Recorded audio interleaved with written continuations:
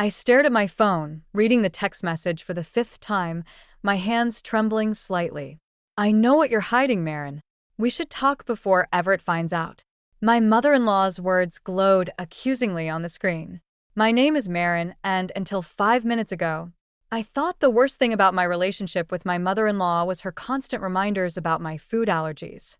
You know, the subtle jabs about how complicated I make family dinners, or how Everett's ex-girlfriend Camille could eat anything without making a fuss.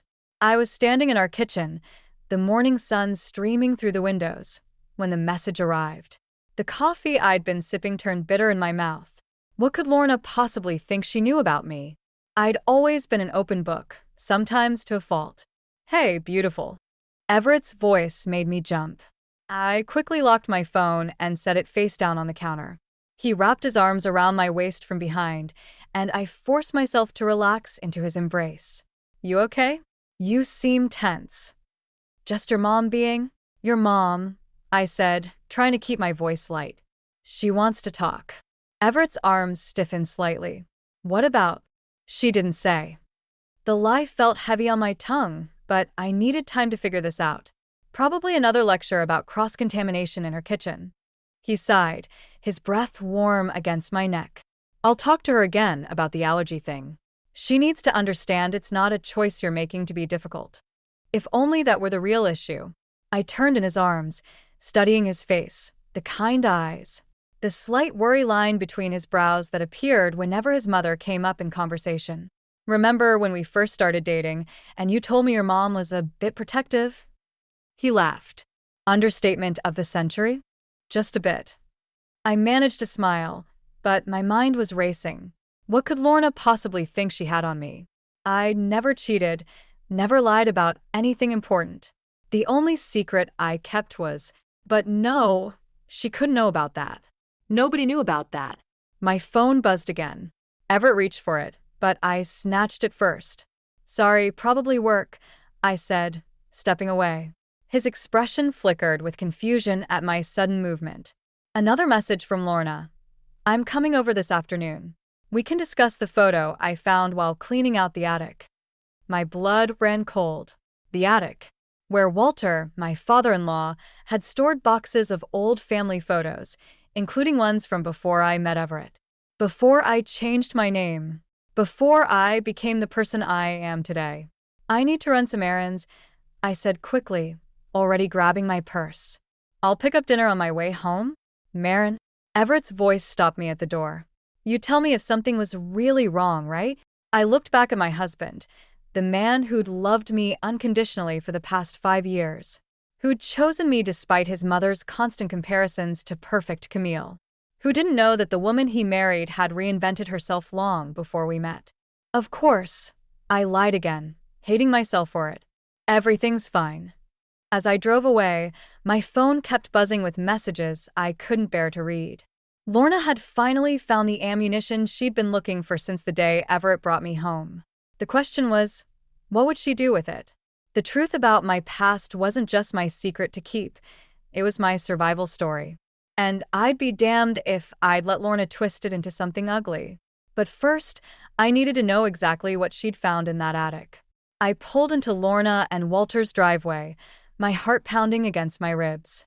The familiar colonial house loomed before me, its pristine white exterior masking the tension that always lurked inside. I'd driven here instead of running errands, knowing I needed to face this head-on. Walter's truck wasn't in the driveway, small mercies. At least I'd only have to deal with Lorna. Before I could reach the front door, it swung open. Lorna stood there in her perfectly pressed slacks and cashmere sweater, a manila envelope in her hands. I wasn't expecting you so soon, she said, her smile not quite reaching her eyes. But I'm glad you came. The formal living room felt cold despite the summer heat outside. Family photos lined the walls, dozens of them tracking Everett's life. I noticed, not for the first time, how many included Camille. 8 years of dating captured in frozen moments, while my 5 years of marriage warranted only 2 frames. Would you like some tea? Lorna asked, already moving toward the kitchen. I bought those special allergen-free cookies you can eat. Though I suppose that was unnecessary, wasn't it? My stomach clenched. What exactly do you think you know, Lorna? She set the envelope on the coffee table between us. I was cleaning the attic last weekend. Walter's been after me for months to organize all those old boxes. She paused, studying my face. I found something interesting in his old case files. Walter's career as a private investigator. Of course. I should have known he'd have access to that kind of information. Whatever you found. Sarah Mitchell, Lorna said quietly, and my world tilted. That was your name before, wasn't it? Before you became Maren Collins. I heard voices in the foyer, Walter's deep rumble and, to my horror, Everett's familiar tone. My hands started shaking. Mom, Everett called out. Your car's not in the garage, but the door was open. He stopped short in the living room doorway, Walter right behind him. Maren, what are you doing here? Perfect timing, Lorna said, reaching for the envelope. We were just about to look at some interesting photographs. Walter stepped forward, his face darkening. Lorna, don't. She's been lying to our son for years, Walter. He deserves to know who he really married. Mom, what are you talking about? Everett moved to stand beside my chair, his hand resting protectively on my shoulder. I stood up, shrugging off his touch. I can explain. Can you? Lorna pulled out a newspaper clipping. Can you explain why Sarah Mitchell disappeared 10 years ago, right after her father's arrest for running a Ponzi scheme that ruined hundreds of lives? Or why she emerged 3 years later as Maren Collins, with a convenient list of life-threatening allergies that make her seem so fragile and in need of protection? That's enough, Walter snapped, but the damage was done. Everett stared at me, his face unreadable. Maren, I changed my name legally, I said, my voice surprisingly steady. I didn't do anything wrong. My father did terrible things, yes, but I helped the investigation. I'm the one who turned him in. After taking your share? Lorna pressed. The money that disappeared with Sarah Mitchell was returned to the victims. Walter cut in. All of it. I know because I worked the case. He turned to his wife, disgust evident in his expression. Which you knew when you found my files. You just chose to leave that part out. The silence that followed was deafening. Everett hadn't moved, hadn't spoken. I couldn't bear to look at him. I think, Walter said quietly, you should leave, Lorna. Take a drive. Think about what you're doing to this family. I'm protecting this family, she insisted, but her voice wavered. No. Everett finally spoke, his tone ice cold. You're destroying it. And if you ever try to hurt Maren again, you'll lose me too. I felt his hand slip into mine, warm and steady. But as we walked out together, leaving Lorna standing alone in her perfect living room, I couldn't shake the feeling that this was just the beginning. She'd exposed my past, yes, but she didn't know everything. And the parts she didn't know? Those were the ones that could really tear this family apart. The next morning, I found Walter sitting alone at the local diner, nursing a cup of coffee. He didn't seem surprised when I slid into the booth across from him. The breakfast crowd's chatter provided a buffer of white noise around us, making it feel safer to talk. You knew, I said quietly.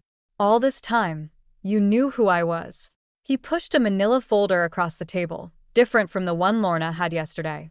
I kept copies of everything. Figured this day might come. He paused as the waitress refilled his cup. What Lorna doesn't know is that I've been watching her, too. I opened the folder and froze.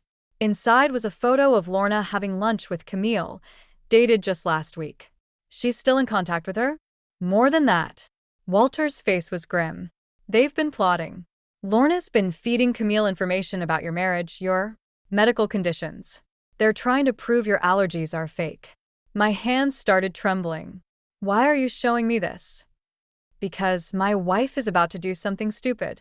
He pulled out another document. She's hired a private investigator, not me, obviously, to dig deeper into your past. But she's not going to find what she thinks she will, is she? I stared at my reflection in the window, remembering the scared 19-year-old girl who discovered her father's crimes. No. She won't. The money that disappeared? Walter's voice was gentle. The part she thinks you stole? I know where it really went. I know what you did with it. You never told her? Wasn't my story to tell. He leaned forward. But maybe it's time you did. Before she does more damage trying to protect Everett from a threat that doesn't exist. My phone buzzed, a text from Everett. Mom just showed up at the house. Says she needs to talk to both of us. Where are you? She's moving faster than I thought, Walter muttered, reading the message over my shoulder. Maren, listen to me. Lorna's not just afraid of losing Everett. She's afraid of losing her identity as his protector. After what happened with Camille. What had happened with Camille? I asked. Everyone tiptoes around it, but nobody ever tells me the whole story. Walter's expression darkened. Camille nearly bankrupted Everett. Convinced him to invest in her brother's business venture. It was a scam, but she claimed she didn't know. Lorna had to remortgage their house to help him recover.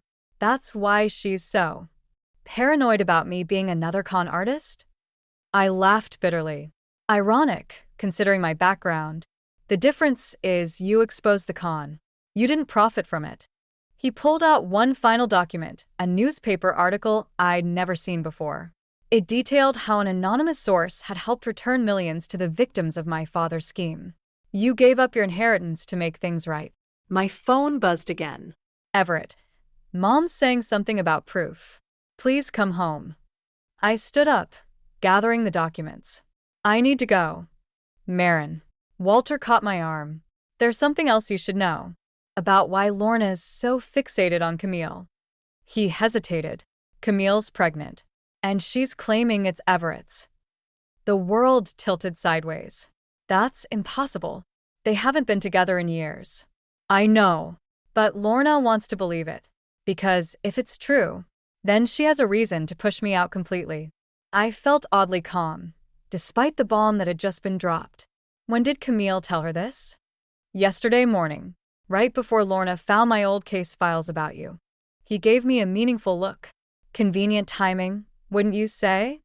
I thought about the pregnancy test hidden in my bathroom drawer, the one I'd been too afraid to take, about how everything was about to get infinitely more complicated. Thank you, Walter, I said, already heading for the door, for showing me what I'm really up against. What are you going to do? I paused, thinking about the other secrets I'd been keeping, the ones that could either save my marriage or destroy it completely. I'm going to tell my husband the whole truth, before his mother and ex-girlfriend can twist it into something else. I sat in my car outside our house, staring at the pregnancy test I'd finally taken in the diner's bathroom. 2 pink lines. Clear as day. The irony of this timing wasn't lost on me, my news versus Camille's claim. But first, I had to deal with whatever scene was waiting inside. Lorna's Mercedes was parked in our driveway, looking as pristine and polished as its owner always did. Through the living room window, I could see her gesturing animatedly while Everett sat with his head in his hands. The moment I walked in, Lorna's voice cut through the tension. Finally. Now we can discuss Camille's situation like adults. There is no situation, Everett said, standing up. Camille and I haven't been together in years. This is ridiculous. She says differently. Lorna pulled out her phone. She has proof of a meeting 3 months ago. My hand instinctively went to my stomach, but I forced it back down. Let me guess, at the Cardinal Hotel bar? They both turned to look at me. Everett's face showed confusion, Lorna's triumph. How did you know that? She asked. I pulled out my own phone, finding the photo Walter had given me. Because I know about your weekly lunches with Camille. I know you've been plotting this together. I turned to Everett. 3 months ago, your mother arranged for Camille to accidentally run into you at that bar. But you never showed up, did you? I was with you, he said slowly. We were at the hospital. Your allergic reaction to the new medication, which your mother knew about, I added. She knew exactly where you'd be that night. Just like she knows my entire medical history now, thanks to the private investigator she hired. Lorna's face paled slightly. How did you? Walter told me everything. I placed the folder of documents on the coffee table, including what really happened with Camille and the investment scam. That's not relevant, Lorna snapped. It's completely relevant. I took a deep breath. Because you're so afraid of history repeating itself that you can't see what's really happening. Camille's lying about the pregnancy, Lorna. just like she lied about not knowing her brother's business was a scam. Everett picked up the folder, his hands shaking slightly as he read. Mom, you've been meeting with her this whole time? Planning this? I was protecting you. No, he said quietly. You were trying to control me. Again. He looked up at me. What else haven't you told me? This was it. The moment to lay everything bare. Remember how I said I turned my father in? What I didn't tell you is why. I pulled out the final document Walter had given me. The money everyone thought I stole? I used it to repay his victims. All of it. Every penny I inherited, every asset I had. That's why I changed my name, not to hide, but to start over with nothing. Lorna grabbed the paper, her eyes widening as she read. This can't be. Your investigator won't find any hidden accounts or secret wealth, I continued. But he might find the thank you letters from the families I helped, or the testimony I gave that put my father away. I paused, my hand finally resting on my stomach. And now I need to protect my own family. Everett's eyes followed my movement, realization dawning on his face. Maren, I found out this morning, I said softly. Our baby deserves better than this endless suspicion and manipulation. So you need to choose, Everett. Both of you do. Lorna sank into the chair, the paper crumpling in her hands. You're pregnant. Yes. And unlike Camille's convenient claim, I can prove it. I turned to my husband. I love you, but I won't raise our child in this environment. Your mother needs help, Everett. Real help. Not enabling. The silence that followed was deafening. Outside, a car door slammed and Walter's voice called out. Lorna?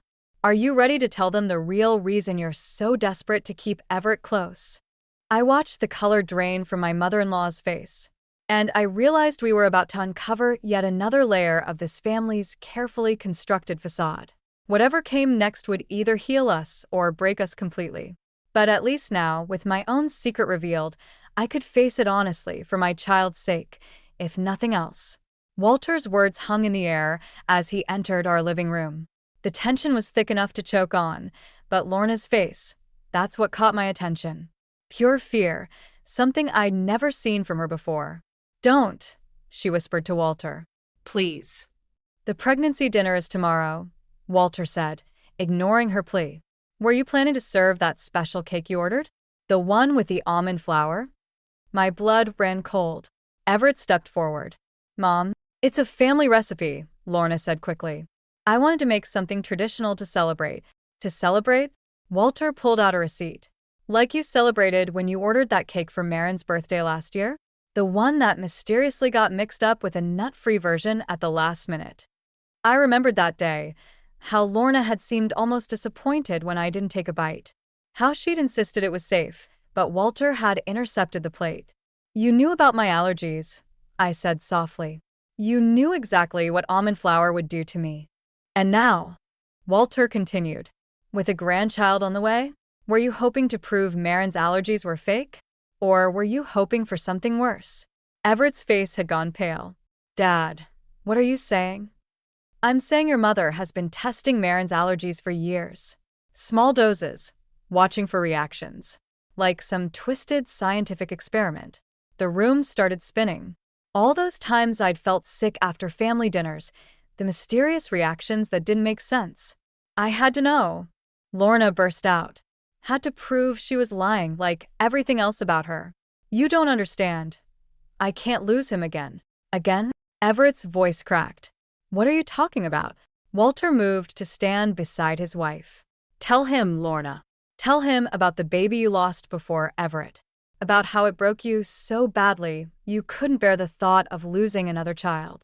I watched understanding dawn on Everett's face. The brother you told me died of SIDS. That wasn't the whole story, was it? Lorna's composure crumbled.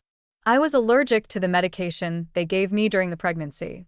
The doctors didn't believe me when I said something was wrong. By the time they listened, she turned to me, her eyes wild. When Everett brought home another woman with mysterious allergies, claiming she needed special treatment, special care. You thought I was faking, I finished. Like you thought the doctors thought you were faking. I had to protect him by poisoning his wife. Walter's voice was harsh. By trying to prove she's lying, even if it killed her? The doorbell rang, making us all jump. Through the window, I saw Camille standing on our porch, one hand resting demonstratively on her stomach. Perfect timing, I said, feeling strangely calm. Should we invite her in? Let her explain how she's supposedly carrying your child, Everett? Or should we skip straight to the part where your mother orchestrated this whole thing? No. Everett moved to block the door. No more manipulation. No more lies. He turned to his mother. You need help, Mom. Real help. Not whatever this is. I'm trying to save you. You're trying to control me. And now you're trying to hurt my wife, my pregnant wife, to prove some twisted point. He pulled out his phone. I'm calling Dr. Richards, the same psychiatrist who helped you after James died. Either you agree to get help or what? Lorna's voice was barely a whisper. Or you'll never meet your grandchild. The words seemed to physically pain him. Your real grandchild. The doorbell rang again. Outside, Camille was peering through the window, her face falling as she took in the scene. I placed a hand on my stomach, thinking about cycles of pain and protection, about how fear can twist love into something dangerous. The cake, I said quietly. The one for tomorrow's dinner. Where is it? Lorna's silence was answer enough. Because I'm thinking, I continued, my voice steady despite my racing heart, that we should all have a slice. Together. Right now. And see who's really telling the truth about what's inside it. The cake sat in the middle of the dining room table like a bomb waiting to detonate. Lorna had retrieved it from her car, her hands shaking as she set it down. Camille still stood in the doorway, her fabricated pregnancy story forgotten in the tension of the moment. You first, Lorna, I said, cutting a slice. Show us how safe your family recipe is.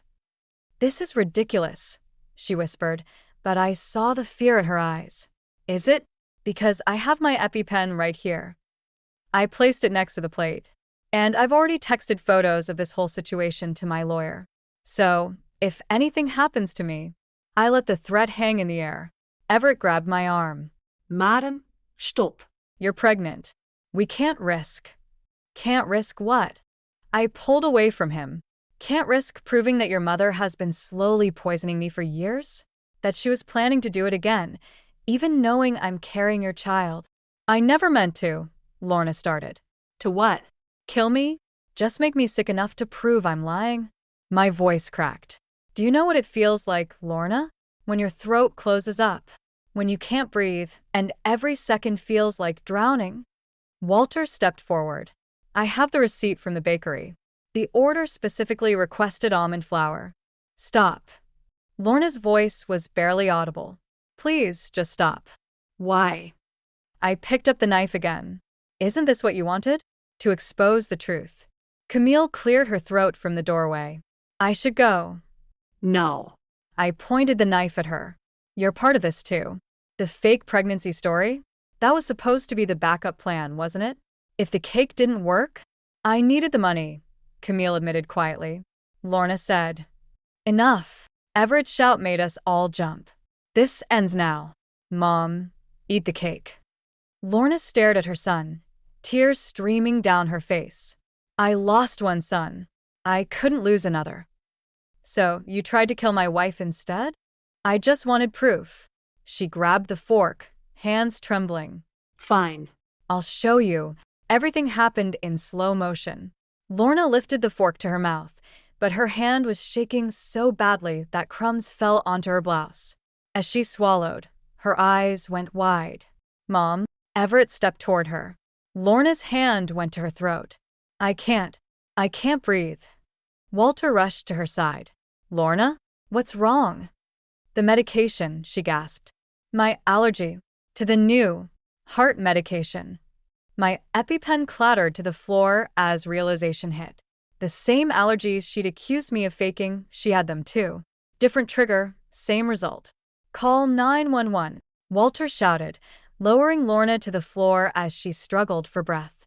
I grabbed my EpiPen and knelt beside her. This will help, but it's going to hurt. Our eyes met, and in that moment, I saw everything. The fear, the guilt, the desperate need to protect what she loved, even if it meant destroying it. I saw myself in a twisted way. How thin the line was between protection and destruction. The EpiPen clicked as I pressed it into her thigh. Lorna's body jerked, her hand gripping mine with surprising strength. "I'm sorry," she whispered as the medication took effect. "I'm so sorry." Sirens wailed in the distance. Camille had disappeared, leaving the front door open. Everett stood frozen, watching his mother fight for breath on the floor, saved by the very person she'd tried to harm. "The baby," Lorna gasped. "Will you ever let me?" "That depends," I said, still holding her hand as the paramedics rushed in. "On whether you get help. Real help." As they loaded Lorna into the ambulance, I stared at the cake still sitting on the table. One bite had almost killed her. One bite would have killed me. The ultimate proof of truth, delivered in the cruelest way possible. Walter turned to me, his face aged 10 years in the last hour. "Why did you save her?" "Because," I said, watching the ambulance drive away, "sometimes the best revenge is forcing someone to live with what they've done." 3 days after the cake incident, I found myself sitting across from Lorna in the hospital's psychiatric ward. The room was stark white, making her look smaller, older somehow. The bruise from the EpiPen injection was still visible on her thigh. "Walter's leaving me," she said without preamble. Her voice was raw, whether from the allergic reaction or crying, I couldn't tell. "He's already packed his things." I placed my hand on my stomach, feeling the slight swell that only I could detect so far.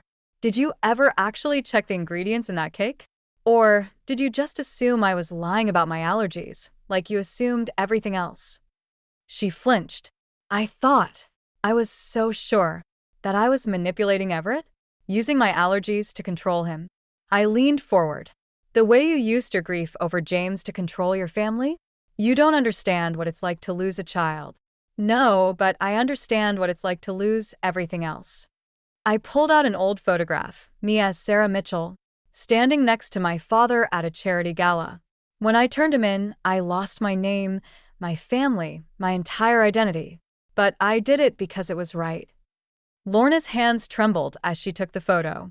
"Why are you here, Marin?" "Because I need to know if you're capable of change. Real change. Not just for Everett's sake, or this baby's, but for yourself." A nurse appeared in the doorway with medication, but Lorna waved her away. "I don't deserve another chance." "Maybe not. But this isn't about what you deserve." I stood up, moving to leave. "It's about breaking the cycle." "Wait." Her voice cracked. "There's something else you need to know. About James. About what really happened." I sat back down slowly, watching her face crumple. The allergic reaction? It wasn't just the medication. I'd been taking risks, eating things I shouldn't, trying to prove I wasn't really allergic, that the doctors were wrong. She wrapped her arms around herself. "When I got pregnant, I kept doing it, kept testing my limits, until understanding dawned, horrible and clear. You blamed yourself for James's death. And then Everett brought you home, with your careful food checks and medical alerts, and all I could see was myself. My weakness. The same weakness that killed my baby." Tears streamed down her face. "I had to prove you were faking. Had to prove it wasn't real. Because if your allergies were real, then you'd have to accept that yours were too," I finished. "That James's death wasn't because you were weak, but because no one believed you." A sound from the doorway made us both turn. Everett stood there, his face ashen. "Mom, how long have you been there?" Lorna whispered. "Long enough." He moved into the room, standing between us. "Why didn't you ever tell me the truth about James?" "Because I killed him. My pride, my stupidity." "No." I cut in sharply. "The doctors killed him when they dismissed your symptoms. The same way you tried to dismiss mine." Silence filled a room, heavy with decades of unspoken pain. Finally, Everett spoke. "I'm staying with Marin at her house. Walter's moving in with his brother." He paused, choosing his words carefully. "But there's a treatment program in Vermont.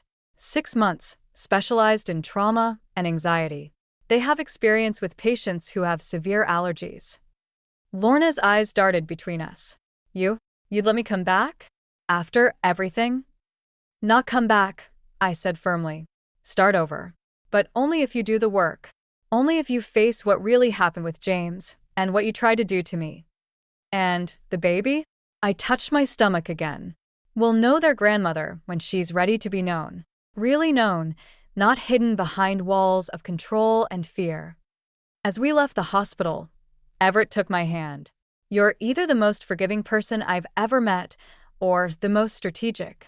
I thought about cycles of pain, about how revenge and healing sometimes look remarkably similar. Maybe both, I said. Maybe that's what breaking the cycle takes. Behind us, through the hospital window, I could see Lorna watching us leave, one hand pressed against the glass. This time, when she reached for her medication, she didn't wave the nurse away. 6 months later, I stood in front of the mirror, smoothing my dress over my now visible baby bump. The Vermont Treatment Center had called yesterday. Lorna was completing her program, and they wanted to arrange a supervised family session. Ready? Everett asked from the doorway. In his hands was a small box we'd received that morning from Lorna. I nodded, and he opened it. Inside was a leather-bound journal and a note. I found this in my mother's attic. It explains so much, maybe too much. The journal belonged to Lorna's mother, detailing her own struggles with control and fear. The last entry, dated just before her death, was an unfinished letter to Lorna. My darling daughter, I'm sorry for teaching you that love means control, for making you believe that protecting someone means owning them. She's breaking the cycle, I said quietly, touching the worn pages. Really breaking it. Walter met us at the treatment center, looking years younger despite the divorce proceedings. She's different, he said as we walked in. Really different. The family session room was bright, with comfortable chairs arranged in a circle. Lorna sat already waiting, her hands folded in her lap. The first thing I noticed was her medical alert bracelet, identical to mine. I've been baking, she said after we settled in the center's kitchen. They have protocols for allergen safety. She smiled slightly. Turns out I'm quite good at it when I'm not trying to prove something. Mom. Everett started, but she held up her hand. Let me finish. I've learned something important here. She took a deep breath. Control isn't protection. What I did, to James, to you, Marin, to this family, it wasn't about keeping anyone safe. It was about not feeling powerless. The therapist nodded encouragingly, and Lorna continued. I found these in my mother's things. She pulled out a stack of letters. She did the same things to me that I did to you, Everett. Made me doubt myself. Used my weaknesses against me. Called it love. Her voice cracked. But it's not love. It's fear. I touched my stomach as the baby kicked. Lorna's eyes followed the movement. I'd like to be part of your child's life, she said softly. Not as the controlling grandmother who needs to fix everything, but as someone who understands what it means to be different. To need protection sometimes, but not control. We'd like that, I said, surprising myself with how much I meant it. But we need to know this change is real. It is. She pulled out another letter, newer. I wrote to Camille's brother. He's agreed to repay Everett what he lost in the investment scam. It won't fix what I did, using Camille to hurt you both, but it's a start, Everett finished. After the session, as we walked through the center's garden, I found myself alone with Lorna. She stopped by a bench, touching the medical alert bracelet. You know what the hardest part was? She asked.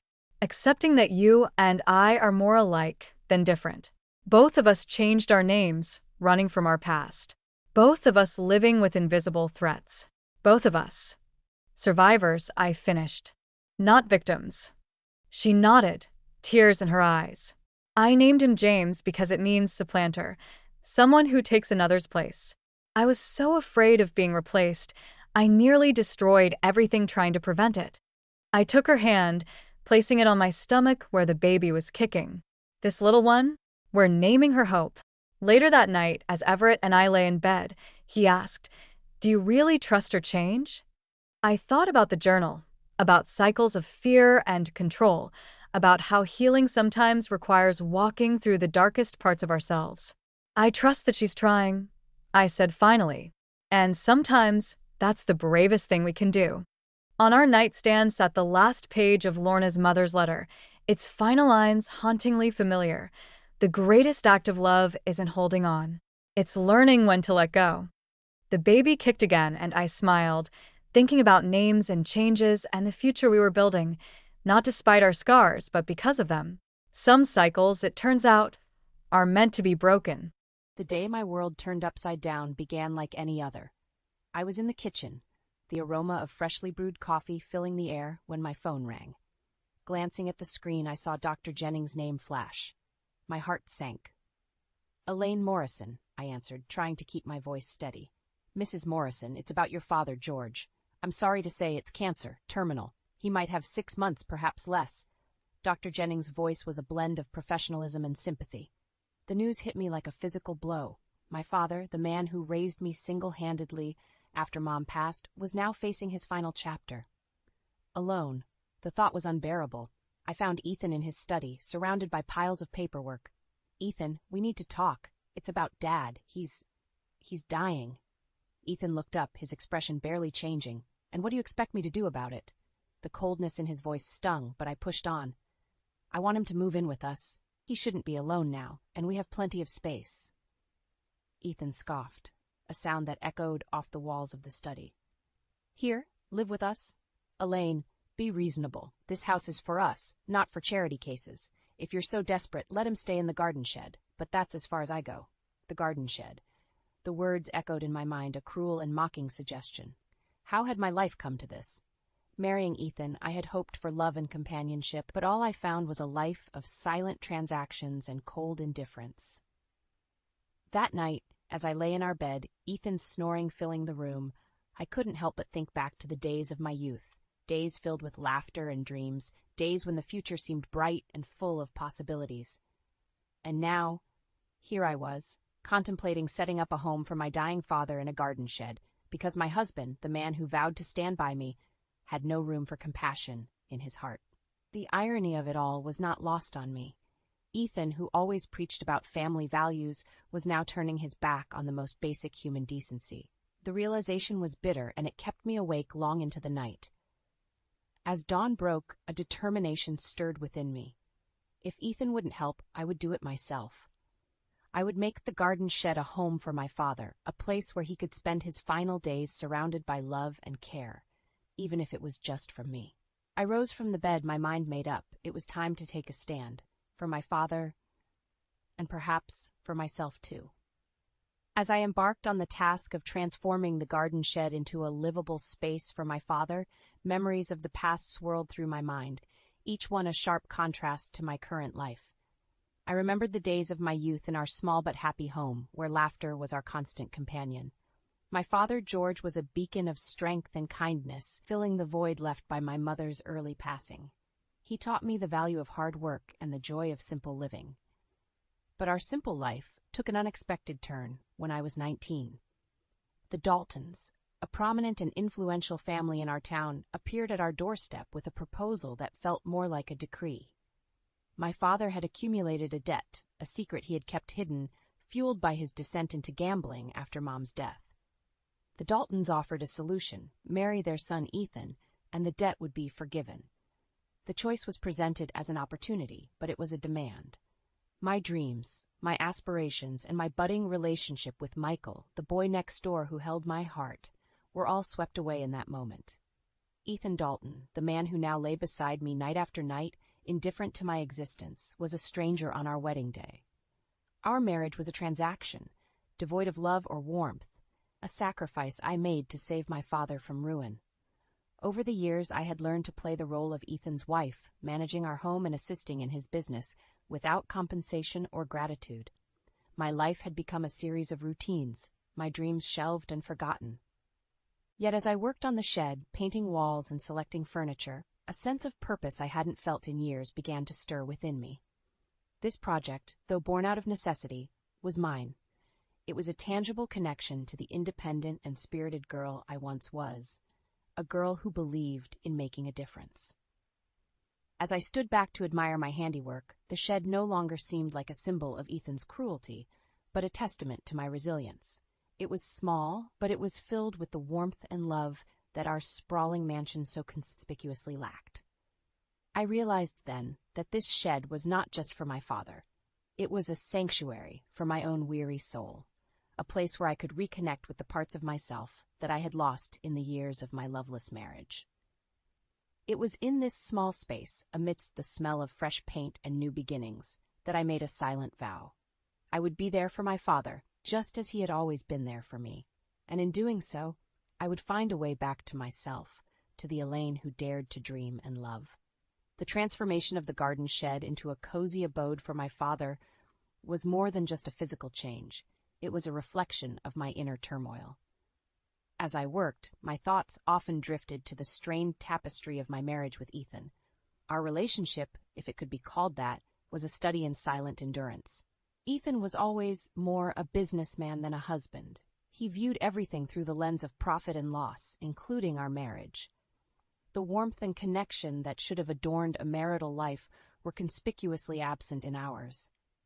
We were like two parallel lines under one roof, destined never to meet. In the early years, I tried to breach the chasm between us.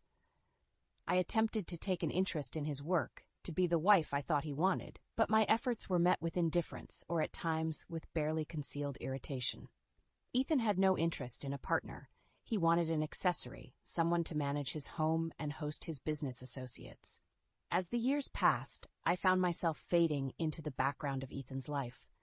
I was there, yet invisible, my existence acknowledged only when it served a purpose. The realization was a slow and painful awakening. I was living in a gilded cage, a bird with clipped wings. My father's illness and Ethan's callous reaction to it were the final straws. How could the man I had spent nearly 3 decades with show such disregard for basic human empathy? The realization that my life with Ethan had been devoid of genuine affection hit me with renewed force. But amidst this turmoil, there was a silver lining. My son, Daniel, was the one true joy in my life. Raising him had given me purpose, a reason to smile amidst the coldness of my marriage. Daniel, now a young man studying at university, was everything Ethan was not: kind, compassionate, and full of life. I often wondered what Daniel thought of his father's behavior, of the palpable tension that hung in the air whenever Ethan was home. But Daniel, ever the peacemaker, never voiced his concerns. He was the bridge between two worlds that refused to converge. As I placed the final cushion on the newly installed couch in the shed, a sense of accomplishment washed over me. It was modest, but it was filled with love and care, something that my vast, luxurious home lacked. This small shed had become a symbol of my resilience, a quiet rebellion against the life of silent compliance I had been living. It was a step, however small, towards reclaiming the parts of myself that I had lost in the shadows of my marriage. And as I looked at the shed, now ready to welcome my father, I made a silent promise to myself. I would no longer be a spectator in my own life. It was time to take control, to find my voice again. For my father, for Daniel, and for the Elaine who deserved to be heard. The days following the completion of the shed were a whirlwind of emotion and activity. My father moved in, his frail frame a stark reminder of the precious little time we had left. Despite his condition, his eyes sparkled with gratitude as he settled into his new abode. The small space was filled with love and memories, a sharp contrast to the cold luxury of the main house. During this time, Ethan's true nature became increasingly apparent. His visits to my father were perfunctory, devoid of any genuine concern. His indifference was a bitter pill to swallow, but it was not unexpected. What pained me more was the growing realization that I had allowed myself to be diminished, to become a mere shadow in my own life. One evening, as I was organizing old files in Ethan's study, I stumbled upon documents that laid bare the extent of his deceit. Bank statements, emails, and letters painted a picture of a man who was not just indifferent, but morally corrupt. There were dubious business deals, secret accounts, and, most shockingly, evidence of infidelity. The discovery shook me to my core. The man I had married, the father of my child, was a stranger. His betrayal was not just breach of our marital vows, but a complete disregard for the family we had built together. In that moment, something within me shifted. The years of suppressed anger and disappointment surged to the surface, fueling a newfound resolve. I could no longer be a bystander in my own life story. I started to secretly gather evidence of Ethan's misdeeds. Each document, each piece of evidence was a step towards my liberation. It was not just about seeking justice, it was about reclaiming my dignity, my self-worth. As the days passed, I became more determined. I began to plan my exit from this loveless marriage. My conversations with my father, once filled with shared memories and laughter, now often turned to discussions of the future. "You've always been strong, Elaine," my father would say, his voice weak but his eyes full of love. "You deserve happiness. You and Daniel. Don't let Ethan take that away from you." My father's words were a balm to my troubled soul. In his wisdom and love, I found the strength to envision a life beyond Ethan's shadow. The final push came unexpectedly. One day, as Ethan berated me over some trivial matter, something inside me snapped. His words, once capable of wounding me deeply, now fell on deaf ears. "I'm not your property, Ethan," I said calmly, the clarity in my voice surprising even myself. "I am a person, deserving of respect and love, neither of which you've ever given me." Ethan's response was a mix of shock and anger, but I was beyond caring. I had spent too many years under his thumb, and I would no longer allow him to control my narrative. That night, as I lay in bed, a plan began to form in my mind. I would leave Ethan, but not empty-handed. I would fight for what was rightfully mine and Daniel's. It was not just about financial security. It was about setting things right, about ensuring that Ethan faced the consequences of his actions. The next few weeks were a blur of activity. I met with lawyers, gathered evidence, and prepared my case. It was a daunting task, but with each step I felt more empowered, more like the Elaine I had once been. And then, one sunny morning, as I sat in the shed with my father, watching the birds flit about in the garden, I knew it was time. I was ready to face Ethan, ready to end the charade of a marriage that had been nothing but a prison. "I'm going to do it, Dad," I said, my voice steady. "I'm going to leave Ethan and start a new life. For me, for you, for Daniel." My father smiled. A fragile but genuine smile. "I've always believed in you, Elaine. It's time for you to believe in yourself." With that, I stood up, my resolve firm. It was time to close this chapter of my life and begin anew. Elaine Morrison was no longer a victim of circumstance. She was a woman in control of her destiny. The day I confronted Ethan was a day of reckoning. Armed with my gathered evidence and bolstered by a newfound sense of self-worth, I faced him in what had once been our shared study. The room, once a symbol of our joint life, now felt like a battleground. "Ethan," I began, my voice steady despite the tumultuous emotions within, "this marriage, our life together, it's over. I'm leaving you." His reaction was a mix of disbelief and scorn. "Leave me, Elaine? You have nothing without me. Where will you go? You think you can survive out there on your own?" His words, meant to intimidate, only strengthened my resolve. "I have more than you realize, Ethan. I have evidence of your infidelity, your shady business dealings, and your financial mismanagement. I'm not leaving empty-handed." The look of shock on Ethan's face was, in a way, satisfying. For years, I had been under his thumb, underestimated and undervalued. But now, the tables were turned. Over the following weeks, our life unraveled like a poorly knit sweater. The divorce proceedings were bitter, with Ethan trying to discredit me at every turn. But I stood my ground, backed by irrefutable evidence and a legal team that believed in my cause. As the truth of Ethan's actions came to light, his reputation, both personal and professional, began to crumble. The community we had once been a part of turned its back on him. His business associates distanced themselves, and even his closest friends began to see him for who he truly was. In a twist of fate, it was Ethan who ended up isolated and alone, much like he had made me feel all these years. The empire he had built on lies and deceit was now his prison, a constant reminder of his moral bankruptcy. The final divorce settlement was more than just a financial victory for me. It was a symbol of my liberation. I received a significant portion of our assets, enough to ensure a comfortable life for myself, my father, and Daniel. With the legal battles behind me, I focused on rebuilding my life. I bought a modest but beautiful home, not far from the university where Daniel was studying. It was a fresh start, a place where my father could spend his remaining days surrounded by love and care. The house quickly became a home, filled with laughter and warmth. a stark contrast to the cold, impersonal mansion I had left behind. My father's health, while still fragile, seemed to improve in this new environment, buoyed by the positive energy that surrounded him. As for myself, I found a sense of peace I hadn't known in years. I took up gardening, something I had always wanted to do, but never had the time for. I also began volunteering at a local charity, finding fulfillment in helping others. The most significant change, however, was within me. I no longer saw myself through Ethan's eyes. I was no longer the timid, compliant wife, but a strong, independent woman who had faced adversity and emerged victorious. One evening, as I sat on the porch watching the sunset, a sense of contentment washed over me. I had come a long way from the scared young girl who had entered a loveless marriage to save her father.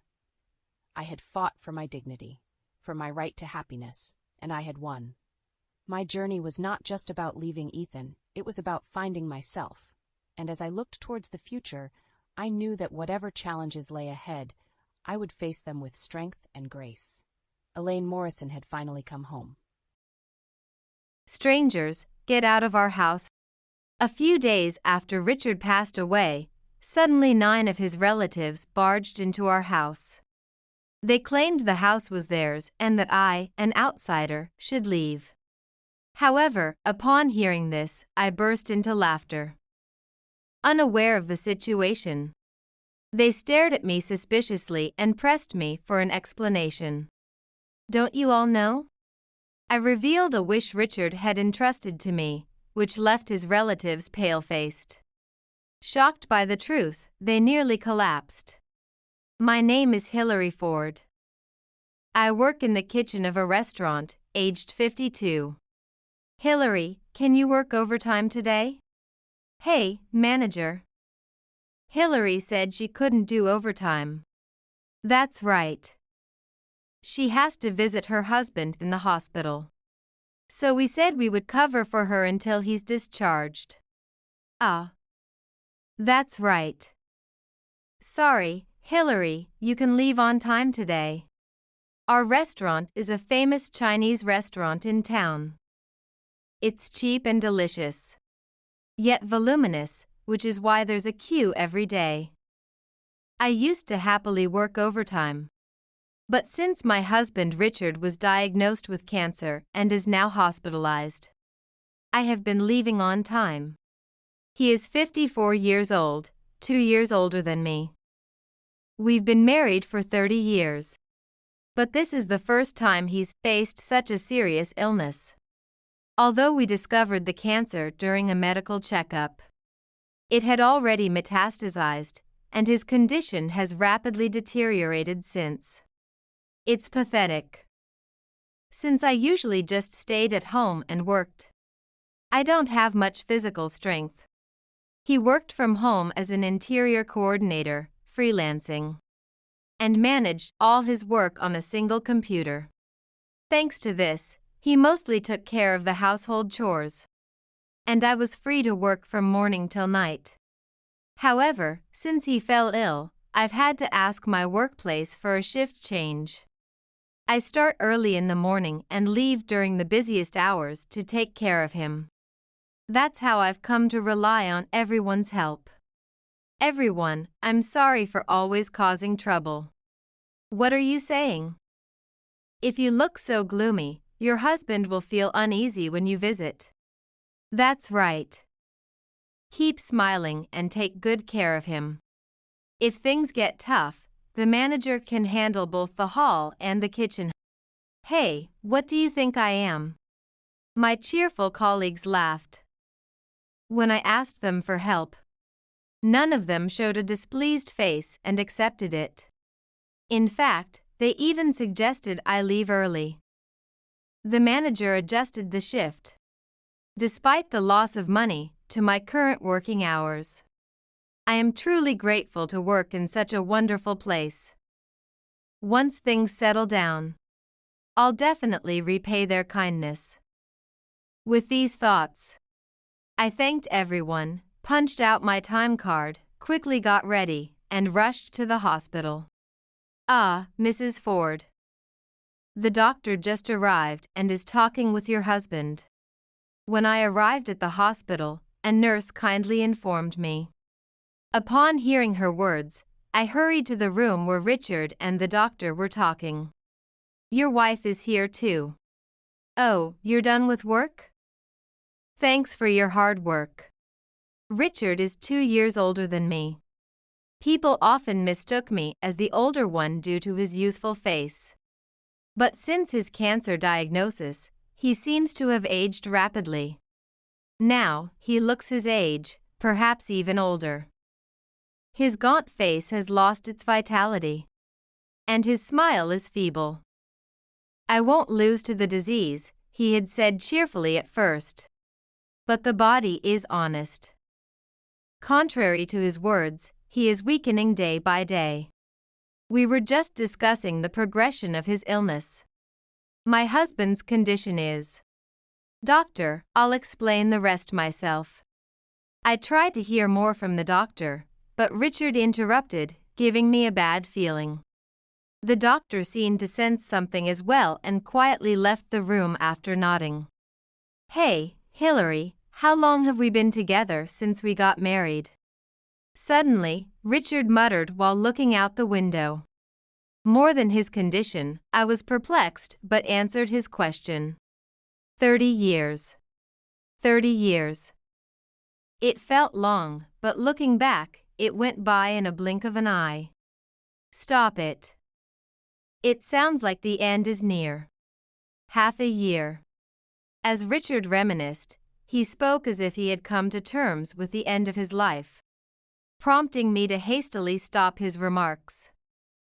However, he spoke over my words and looked away. "We've got about half a year left. Probably less. I know my own body best." Richard smiled faintly, his face downturned. The moment I heard his words, my worst fears were confirmed, and tears welled up in my eyes. "Sorry, I've made you sad. I promised when we got married I'd never make you feel sad." Noticing my tears, Richard raised his head, smiled troublingly, and gently wiped away my tears with his finger. Tears were also welling up in his eyes. And seeing that, I cried even harder. I began to sob, unable to hold back my tears. "When I'm gone, I have to apologize to your parents. I made their daughter cry, sorry." "Stop it. If he were gone, the rest of my life would be lonely." We had laughed and talked about being together when our time came. As if he had given up on living, Richard spoke such sad words, and I openly showed my anger. "It sounds like it's already decided." "Don't say such sad things, Hillary. It's not definitely decided yet. Medicine has advanced. If we look for a different hospital, maybe." "I'm going to be gone." Unable to accept reality, I raised my voice. Richard gently held my hand and continued his words as if to console me. "I'll be gone soon." "No. I absolutely don't want that.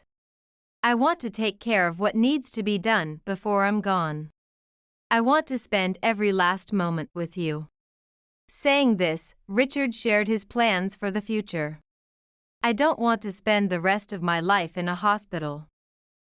I want to go back home with you. And I know you have work, Hillary, but could you take a few days off? I want to go on that trip we planned. I want to fulfill every wish you've had, so please." Richard pleaded. His words and demeanor hammered home the reality. That this was no dream, it was all too real. I was painfully aware that there was no more hope. Respecting his wishes, I held back tears and informed the doctor about our decision. The doctor respected our wishes and immediately began the discharge process, arranging for tests to ensure he could leave the hospital by tomorrow. Thus, Richard's final hospital stay was decided. "Richard, I've come to visit." "Hi. How are you feeling?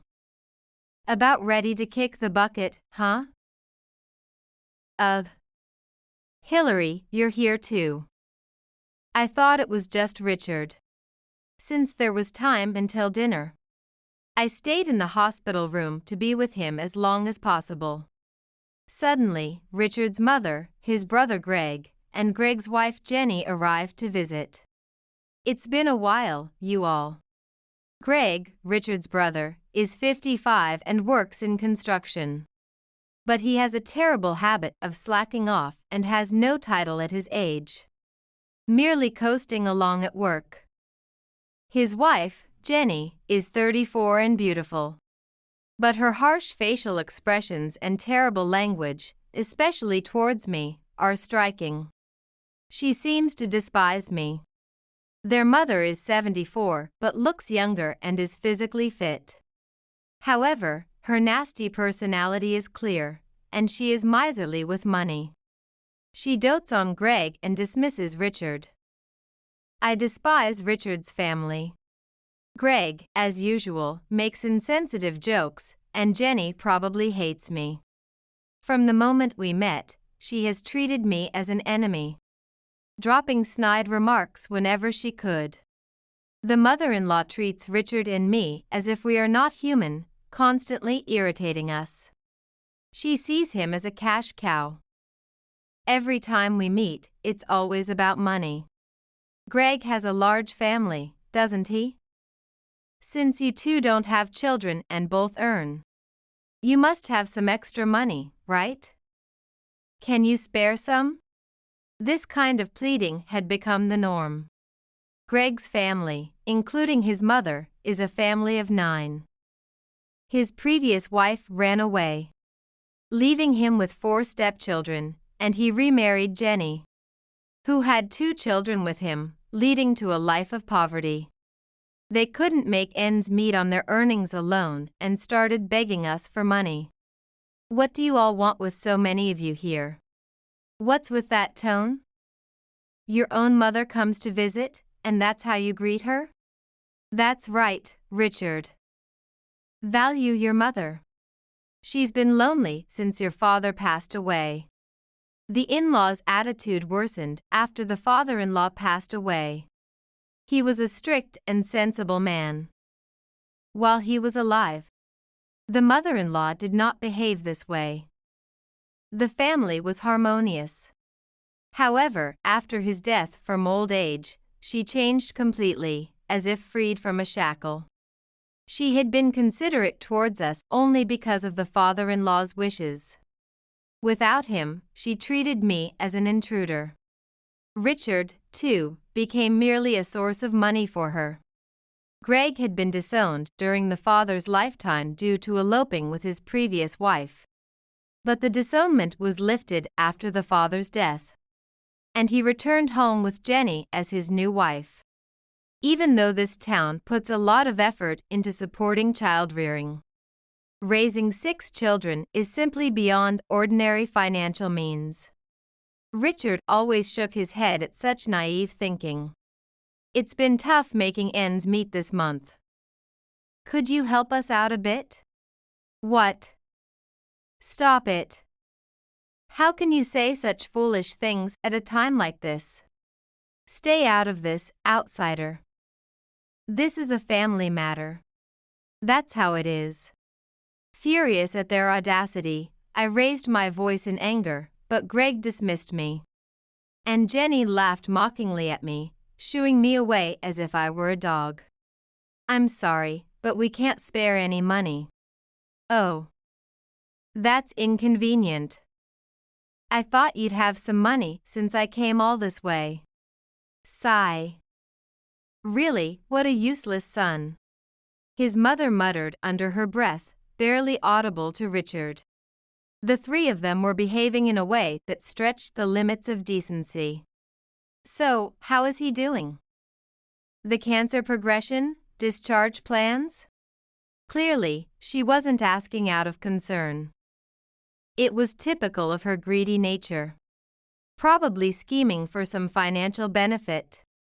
He has about 6 months left. He'll be discharged tomorrow to spend his remaining time at home. Seriously? At that moment, their eyes gleamed, not with shock, but with a gleeful expression that was hard to believe. The sight of their joy at such news was nauseating. Then, I'll come to pick him up when he's discharged. You'll need a car, right? That won't be necessary. Despite Richard maintaining his composure, his mother and the others kept pushing their limits. Unable to tolerate their behavior any longer, I forcibly pushed the three of them out of the room. Hey, what are you doing? Please leave. I will handle everything on the day of his discharge. So there is no need for you to come. Don't ever show your face again. What? Hey, are you kidding? I dismissed any further complaints from them, slammed the door shut, and locked it.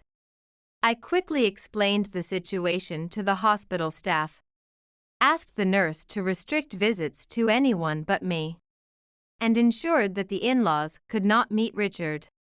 Sorry, Hillary. I've caused you trouble. Why don't you stand up to them? They're mocking you, treating you like a cash cow? It was frustrating. Why should such rotten people live comfortably, while someone as good as Richard has to disappear? It might be misdirected anger, but I couldn't bear it.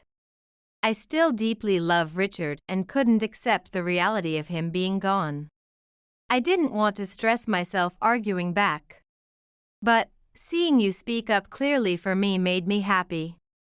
That's why I have a favor to ask of you. A favor? Then, Richard entrusted me with a task. The content was so shocking that I couldn't hide my surprise.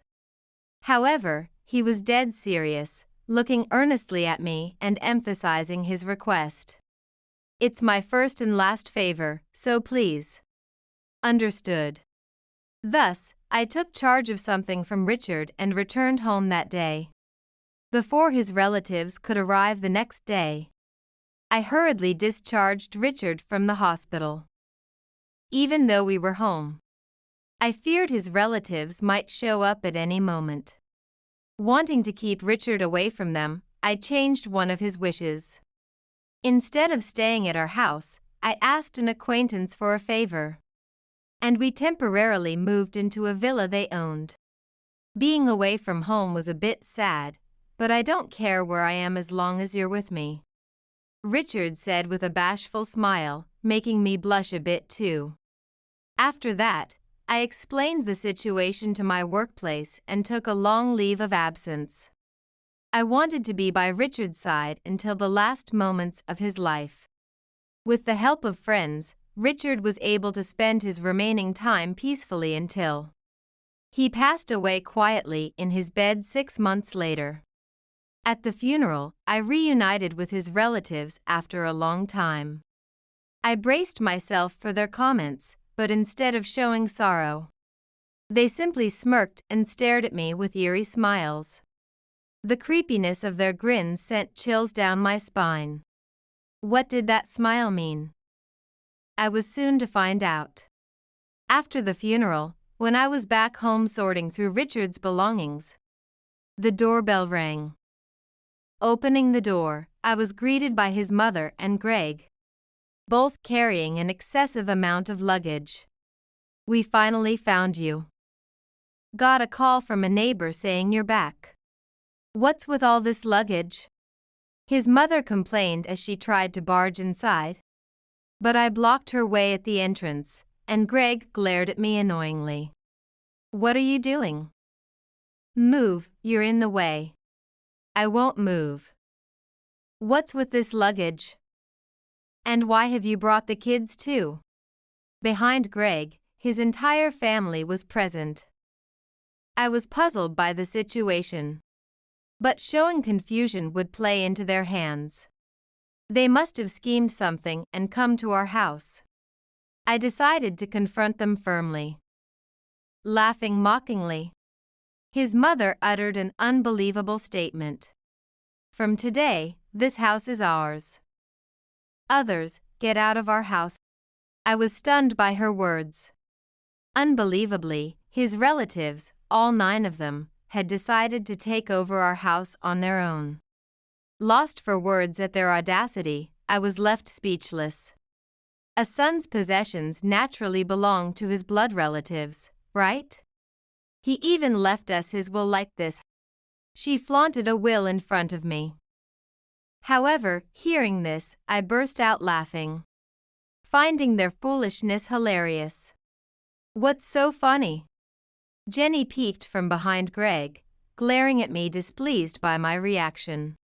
Wiping the tears from my laughter, I shared a shocking truth with the disgruntled relatives. Don't you know? This house is mine now. What? Huh? Confused by my words, his relatives looked dumbfounded. Their clueless faces made me want to laugh again. But I held back and went to get a document from another room. As you can see, the real owner of this house is me. Richard changed the ownership to me while he was still alive, thinking it would be more helpful for the future. What did you say? Hearing about the change of ownership, his mother widened her eyes in shock.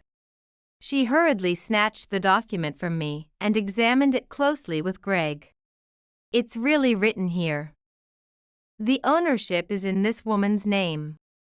The document was authentic, and the ownership was indeed in my name. Realizing the truth of my words, Greg and Jenny raised their voices. But I responded nonchalantly. You must be mistaken. The ownership was supposed to be in Richard's name, wasn't it? When he was discharged, he changed the ownership to me on his own volition. At that point, his mother interrupted, "That's not right," and thrust the will she had at me. It can't be. Because here, I have a will that he supposedly wrote. The paper she showed was indeed written in Richard's handwriting. However, it lacked any signature, rendering it non-functional as a will. Dismayed by their ignorance, I sighed deeply. But knowing they wouldn't listen to anything I said, I asked them to wait and made a phone call. Thank you for your help. I'm sorry to trouble you, but Richard's family has stormed in over the will. Could you please come over right away? Thank you. Who were you calling just now?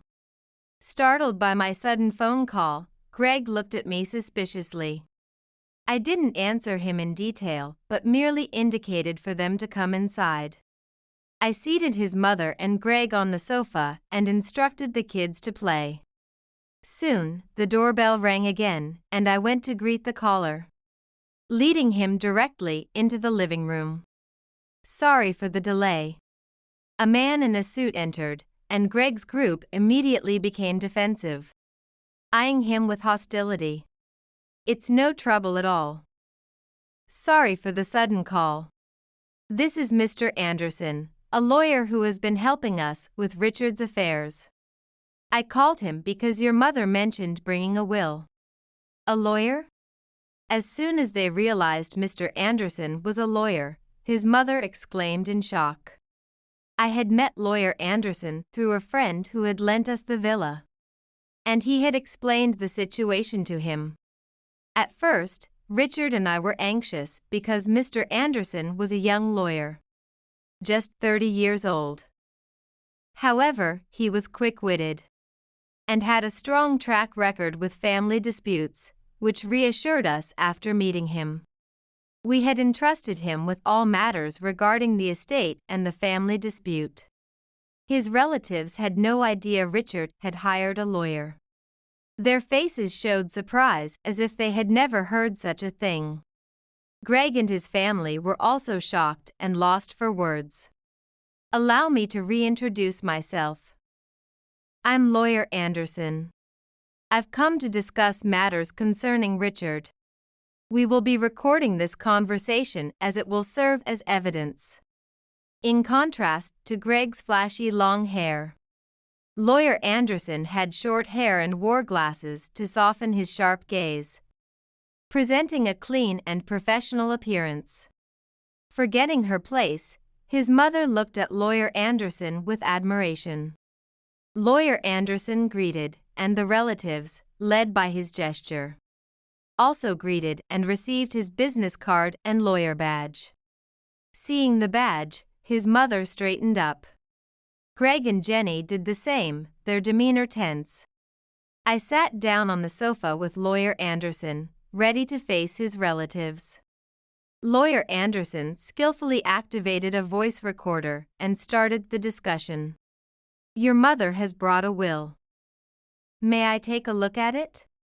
Lawyer Anderson spoke calmly, perhaps too assertively, as his mother's hands trembled slightly with the will, likely overwhelmed by anxiety about not having such a backup, and possibly losing out on the inheritance.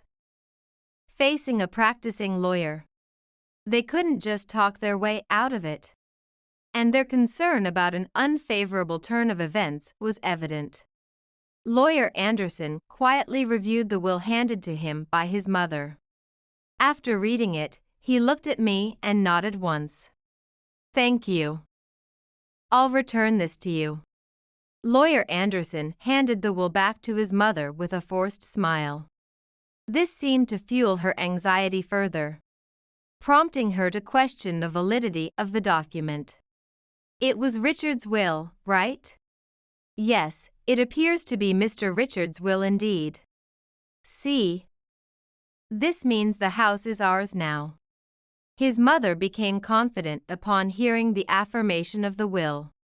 However, Lawyer Anderson quickly dampened her expectations by adding, It's an older version. What did you say? At the words issued from his mouth, my mother-in-law frowned and urged him to repeat himself, as if saying, Say that again. Didn't you hear? While it is indeed a will of Richard, it stated. The valid will, recognized officially, would be this one. Lawyer Anderson then pulled out a newer document from his bag. It read, All my assets shall belong to Hillary. Any previous wills written to my mother are hereby invalidated. And this will shall stand effective. What? Let me see that. Jenny snatched the will from Lawyer Anderson to verify it. The document not only had a more recent date but also included Richard's signature. Clear proof of its authenticity, especially since it mentioned being drafted with legal assistance. As the reality dawned on Jenny and the others, their faces drained of color, and his mother began to tremble. So, this will is. Essentially, it's just a piece of useless paper. No way. At the mention of useless paper, Greg directed his anger toward his mother. Despite being in front of a lawyer, he lashed out at her rapidly. What the hell, old hag? You said the inheritance would be ours, just leave it to you. Greg was almost about to grab his mother as he hurled words at her. Jenny tried desperately to hold him back, but Greg, fueled by male aggression, shrugged her off and continued his verbal assault, his mother cowering in fear. In the midst of this chaos, I glared sternly at Greg and spoke calmly. Could you please refrain from causing a scene in someone else's home? It's extremely troublesome. What did you say? If you act out of line here, we can have Lawyer Anderson provide evidence and take this to court. Mentioning Lawyer Anderson seemed to bring Greg back to his senses.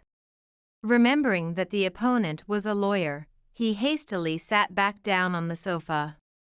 By the way, was that will really written by Richard's own volition?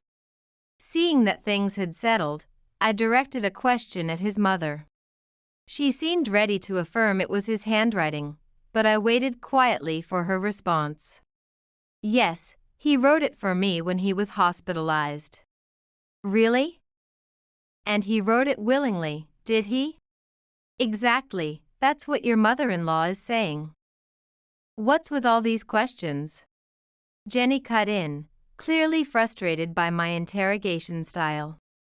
His mother nodded in agreement, and seeing this, I exchanged a knowing glance with Lawyer Anderson. He adjusted his glasses and nodded back at me, giving the go-ahead. That's strange then. Because according to the hospital's security camera footage, you forced Richard to write that will. I pulled out a laptop from my bag, inserted a USB drive provided by the hospital, and started playing the video. When I had approached lawyer Anderson about Richard's situation, Richard had informed him that he had been coerced into writing the will. I explained this to the hospital as well. The hospital, willing to cooperate fully, provided the surveillance camera footage. I immediately downloaded this data and displayed the recorded video on the screen. You wouldn't want to see your assets go to waste after you're gone, huh?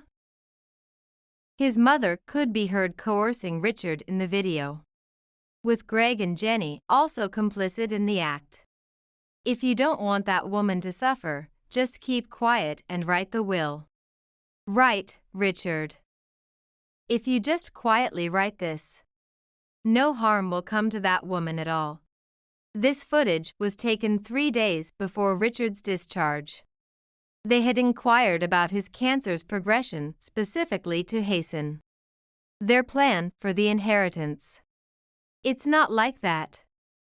We were just joking around. Yeah? We watched a drama before going to the hospital. And the villain was so cool, I just tried to mimic him. It wasn't serious, can't you let it slide? As they realized their disadvantage, the three began to frantically defend themselves. But their excuses only fueled my anger, and I sighed in disgust at their pitiful display. Even if you admitted it honestly, trying to cover it up makes you a perpetrator. Mr. Anderson, can we apply charges of coercion against them? Of course, we have their statements recorded clearly. Lawyer Anderson picked up the voice recorder with a broad smile. Greg and the others paled, having forgotten about the recorder as they spoke. That's why we will be seeking damages for everything on behalf of that person. No. Wait, Hillary. It was only your mother-in-law who made him write it, we were just there. Jenny tried to deflect responsibility. But what followed was an ugly dispute between his mother and Greg. You were all complicit in forcing him to write that will. Mom said she could handle it well. We were just there, didn't do anything. But you were threatening Richard to write quickly. That was because his consultation time was nearing, not to force him to sign the will. If we dawdled, you might come, Hillary. Indeed, they had deliberately targeted the time I was away. Jenny made a statement that provided further evidence, but in their desperation to argue, they likely hadn't realized it. The three continued their ugly squabble, seemingly unable to stop. The children, who had been playing in the back, must have become concerned by the arguing because they all came over. Among them was a child as young as 2. I could see the anxiety in their eyes. I knew the children weren't at fault. So I quickly called over my eldest nephew. A 5th grader, told him to move to another room, and urged him not to watch the adults' disgraceful fighting. Unsure of what was happening, he did as told, taking his younger siblings with him. Once the children were out of sight, I coldly addressed the 3 adults. Aren't you embarrassed? You're still parents, right? What did you say? To argue in front of the children, blaming each other. I'm speechless at your shameful behavior. Don't you feel pathetic pushing responsibility onto others? Jenny seemed to snap out of it and glanced toward where the children had disappeared. Remembering their anxious exit, she came over to me and apologized. I'm sorry. I admit to everything, the threats and all past actions. Please, forgive us. Greg and his mother, too, hurriedly apologized, desperately trying to find a way out. We need to support those kids, so please, the money. If I'm hit with a compensation claim now, I don't know how I'll manage to live. Please, have mercy. If there's a crime, I'll atone for it. The three of them pleaded tearfully, but my anger exploded. In the end, it's all about your own lives, your money. There's no real remorse. But that's not. We don't mean it that way. It's just that life is tough. And we wanted you to understand our situation. You know what that is? It's called an excuse. Craig jerked as if stung by my words. Jenny and his mother probably felt the same. They scrambled to apologize, but I didn't let them get a word in and continued sharply.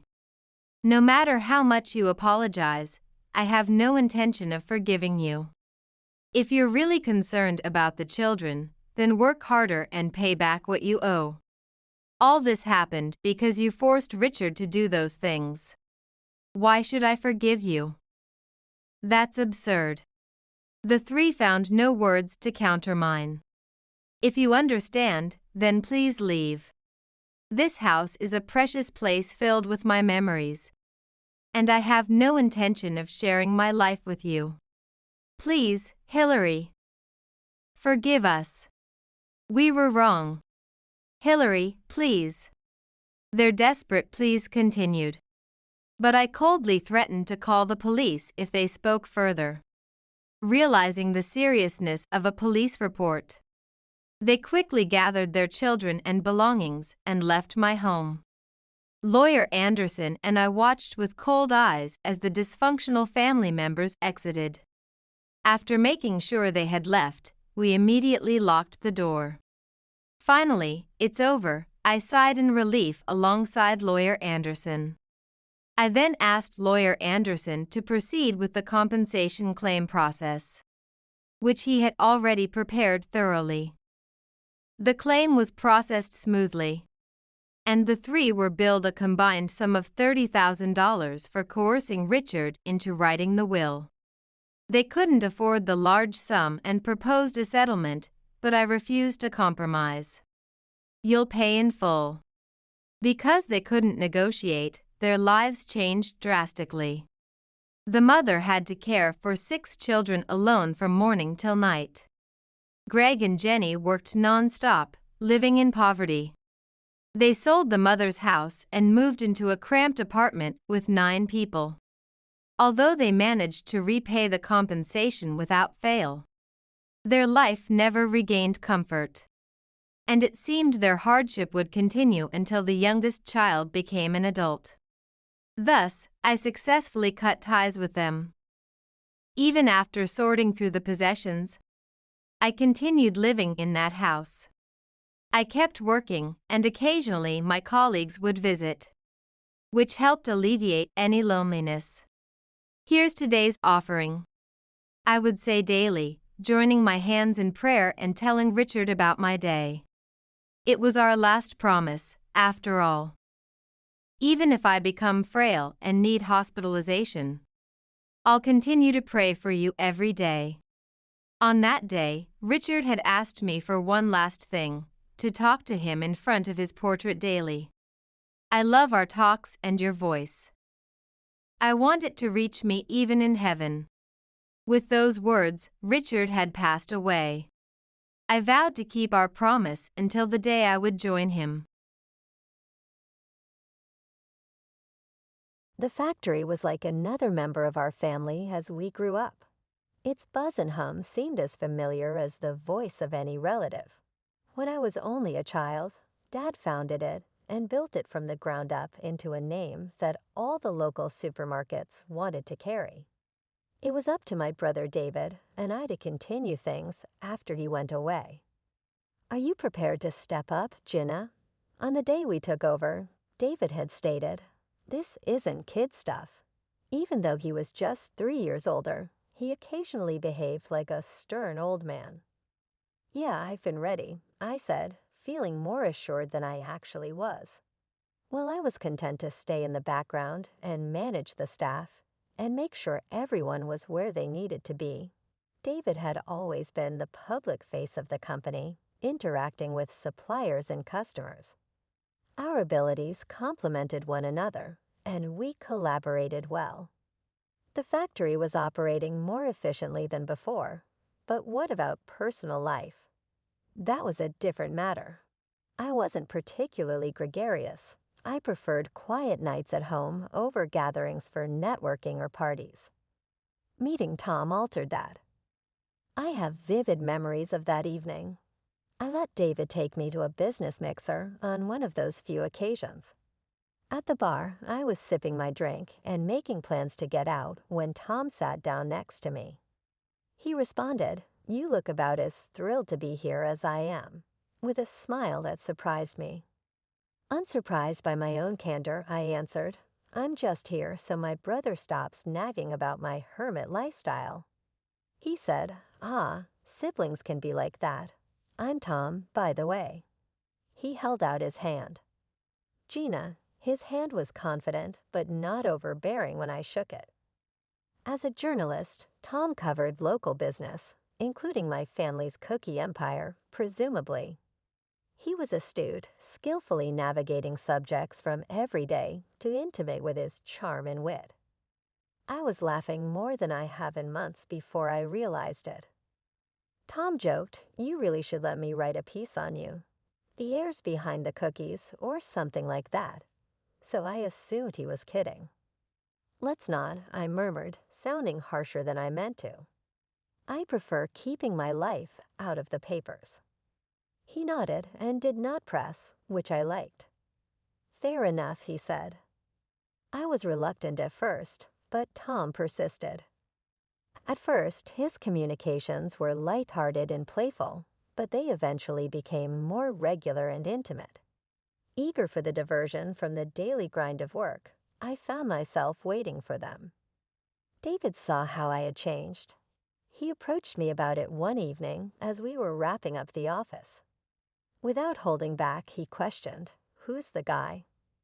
"What guy?" I made an effort to maintain a neutral face. "Don't act foolish. You've been grinning at your phone as though it were a romantic letter. Leak it. Tom, the reporter from the mixer, is here." "We've been conversing," I acknowledged, anticipating his response. David scowled as his defensive tendencies kicked in. "Gina, just use caution. He smells like money and possibility, which is why guys like him." My heart was full of optimism for the future as I walked down the aisle toward Tom 6 months later. Despite his displeasure, Tom signed the prenuptial agreement which David had proposed. I reminded myself that it was only a piece of paper, a precaution we would never need. I had faith in us and the potential of our relationship. It was a wild beginning to life with Tom. All of a sudden, I was a part of a world of glamour, frequently at a distance from the photographers who took our photos when we were at prestigious events. Tom loved being in the spotlight and took advantage of any opportunity to improve his internet visibility. Tom was fretting more than normal one evening as we prepared for another large gala. He displayed a blue tie and a silver tie. "Which one?" He mused aloud, truly conflicted. "The blue. It pops on camera, but the silver is flashy, good for photos. Choose the blue." "It fits you better," I answered simply, focusing more on how comfortable my heels were than the color of his tie. Tom took a couple pictures in front of the mirror before deciding to go with the blue. On his blog, he shared them along with a comment, "Which tie?" Assist me in making a decision. As the replies came pouring in, he grinned at his phone. These gatherings made me feel uncomfortable. I frequently found myself hidden away in a corner, watching the throng rather than joining it, while Tom mingled. Occasionally, he would visit me to see how I was doing, becoming a little more enthusiastic as the wine ran. "Gina, you ought to do some mixing." One evening, Tom pushed, his voice a little slurred. "People are dying to know more about the woman behind the cookie empire." I nodded, not wanting to argue. It was his night, after all. As he walked away, I overheard him telling someone about his expansive lifestyle that our marriage had apparently granted him. It irked me how he spun our life together into content for public consumption. As the months rolled on, the pattern continued. Tom's blog grew, fueled by snippets of our life he broadcasted. I became more reclusive, retreating into the sanctuary of my work at the factory. The cookie business was booming, and I threw myself into it, finding solace in the familiar chaos of production lines and staff meetings. David noticed the change in me. During one of our late-night check-ins at the factory, he leaned against a packing machine, a concerned look on his face. "You've been quiet. Everything okay with Tom?" he asked, his voice cutting through the noise of the warehouse. "It's fine, just the usual ups and downs," I shrugged, not wanting to admit how strained things had become. "Gina, remember what I said. Money changes people." "Be careful," David warned, his tone serious. "I know, David. I'm keeping my eyes open," I reassured him, though I felt anything but reassured. As I drove home that night, the factory's lights fading in my rearview mirror, I couldn't shake the feeling that the glamorous life Tom so loved was more of a facade, and I was trapped behind it, playing a part I never auditioned for. We worked well like that, but when the need for a new finance director came up, it fell on me to find the right fit. That's how Emily came into the picture. She was sharp and had a knack for numbers that impressed even David, which wasn't easy. Soon enough, she was not just crunching numbers at work, but also a regular at our home during the late-night strategy sessions David and I held. Tom usually just hovered around these meetings, glass of wine in hand, barely hiding his boredom. He never really got the business, nor did he try to. But with Emily's arrival, there was a shift. I noticed how his eyes followed her around, lighting up whenever she spoke about financial forecasts or new funding strategies. However, Tom's interest seemed more personal than professional. I brushed it off initially, chalking it up to his usual charm. He always did enjoy charming, intelligent women, and Emily fit that bill. Yet something in my gut twisted a bit each time I saw them laughing together, a little too closely for comfort. One evening, after Emily had left and Tom was in his study, supposedly working on an article, I decided to clear the air. "Tom, got a sec?" I leaned on the doorframe of his study, watching him stare at his screen. He glanced up, a little startled. "Sure, what's up?" "It's about Emily. You guys seem to be hitting it off," I said, trying to keep my tone neutral but firm. Tom raised an eyebrow, his fingers pausing over the keyboard. "What do you mean?" "We're just talking shop, business." "Yeah, I get that.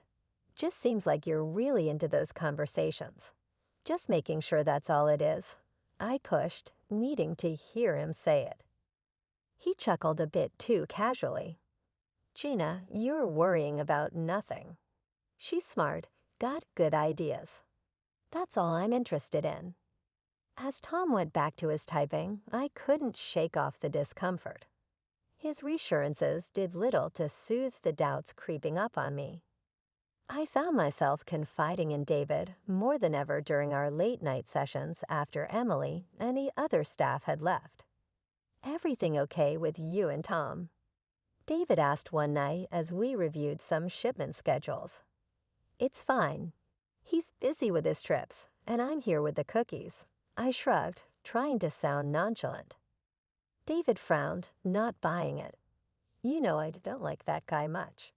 Always thought he was a bit slick. "Just watch yourself." "I am David." "Thanks," I said, grateful for his concern, but feeling the weight of my marital woes grow heavier. Despite this, life at home and work kept marching on. Tom's travels, for whatever stories he was chasing, became more frequent. Oddly enough, I was relieved. His trips meant fewer awkward dinners and less tension about him and Emily. I focused on the company, pushing those nagging thoughts aside. The factory was gearing up for a major expansion, and I threw myself into the work. The company was celebrating a record-breaking quarter, and David and I decided to throw a big party for the whole team. The venue was decked out, the music was lively, and the air was buzzing with laughter and chatter. Tom was there too, of course. He had his phone out, capturing everything for his blog. "This is going to be great content," he said, winking at me as he filmed the decorations and the crowd. I forced a smile, still uneasy about broadcasting our personal lives. As the party went on, I needed a break from the noise and slipped out to the quieter foyer. That's when I heard them, whispers that weren't meant for my ears. Curiosity piqued, I edged closer to the partition, my heart pounding in my chest. There was Tom, in a far too intimate embrace with Emily. The sight knocked the wind out of me, but it was their words that cut deeper. "Just wait till Gina's money hits our account. We'll be out of here, away to our dream house abroad," Tom whispered, his voice thick with greed and deception. Emily giggled, her voice tinged with contempt. "Can you believe how clueless she is? What a stupid chicken." The room spun as their laughter pierced through me. They were using me, mocking me. The pain was sharp, raw, and it burned through my shock. I stood frozen, the urge to confront them wrestling with the need to protect what was left of my dignity. I chose the latter, stepping back into the shadows before they could see me. My mind raced as I walked back to the main hall. I needed support. I needed David. I found him chatting with a group of employees, his laughter a stark contrast to the turmoil inside me. Pulling him aside, I whispered urgently, "David, we need to talk." Now. His face fell as he saw my expression. We found a quiet corner, and I poured out everything. The affair, the plans, their cruel words. David's face hardened with each word, his protective fury barely contained. That son of a... David's hands balled into fists. And Emily. I can't believe she'd do this. "We need to be smart, David. We can't let them destroy everything we've built," I said, my voice shaky but resolute. "You're right. We'll get the auditors on this first thing tomorrow. And a detective. We'll do this quietly, gather all the evidence we need to nail them both," David said, his tone ice cold. The rest of the night was a blur. I went through the motions, smiling and chatting, while inside a storm raged. Tom came up to me several times, oblivious to the fact that I knew everything. Each time, it took all my strength not to reveal anything. The morning after the party, I was at the office early. David had arranged everything. By the time I arrived, he said, "They'll be here in an hour. I've told them it's a routine check. Nothing to raise suspicions." "Good, we can't tip them off." "Not yet," I replied, trying to steady my nerves. The auditors were thorough. They set up in one of the conference rooms with stacks of financial statements, invoices, and bank records. I tried to focus on my work, but my mind kept drifting to the auditors and what they might find. Around mid-afternoon, one of the auditors called us into the conference room. "We need to discuss our preliminary findings," he said, his expression grave. The room felt suddenly too small, the air too tight. "What is it?" David asked, his voice tense. The lead auditor spread out several documents on the table. We found numerous irregular transactions. Large sums have been transferred to an external account over the past few months, here and here. He pointed to the highlighted lines on a bank statement. I felt a chill run down my spine. "Whose account?" I managed to ask, bracing myself for the answer. "It's registered under Thomas Landon," the auditor replied, looking at me, then David. My worst fears were confirmed. I fought to keep my composure. "What about any links to Emily Rogers?" I asked, my voice barely a whisper. We're still looking into that, but given the patterns, it's likely we'll find a connection, the auditor answered. The next few days were a blur of meetings with lawyers and more sessions with the auditors. Each new piece of evidence was a stab in the heart, but also a building block towards the fortress of my revenge. I knew I had to be strong for myself and for our family's company. As the auditors wrapped up their investigation, the private detective David had hired came in with his findings. He laid out photographs and receipts on David's desk. Pictures of Tom buying a luxury car and expensive jewelry, not for me, but for Emily. And there's more, the detective said grimly. They booked tickets to Mexico 4 months from now. Looks like they plan to drain your accounts and run. David and I exchanged a glance, the final pieces clicking into place. He's also signed a contract with a major media company in Mexico, the detective added. The betrayal was deeper than I had imagined. Not only was Tom stealing from me, but he was also planning a whole new life with Emily, funded by the money he took from my company. Armed with this information, we finalized our plan. Legal and financial traps were set, quietly ensuring that when Tom and Emily tried to make their move, they'd find themselves with nowhere to go. The end of the year was approaching, and it brought with it the perfect opportunity to set my plan into motion. I decided to host a pre-Christmas celebration for the company. It was an annual event, typically a time for cheer and toasts, but this year it was the stage for my carefully crafted retribution. The venue was a well-known restaurant, beautifully decorated with twinkling lights and festive garlands. Employees milled around, laughing and chatting, completely unaware of the drama about to unfold. Tom arrived, looking as dashing as ever and completely oblivious to my plans. He went straight to work filming the decorations and guests, broadcasting live to his blog followers. Looking stunning, babe, Tom said, coming over to give me a quick peck on the cheek before returning to his video. Thanks, Tom.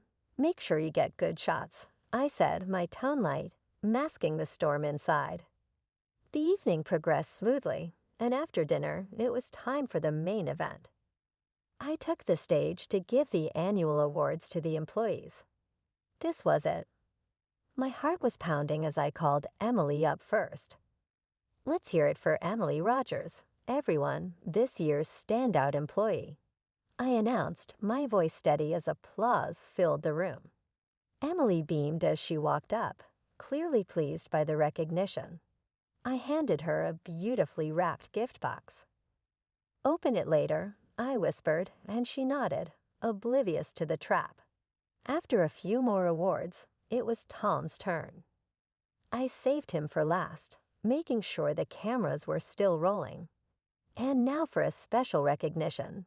Tom, could you join me up here? I called out, my voice echoing through the room.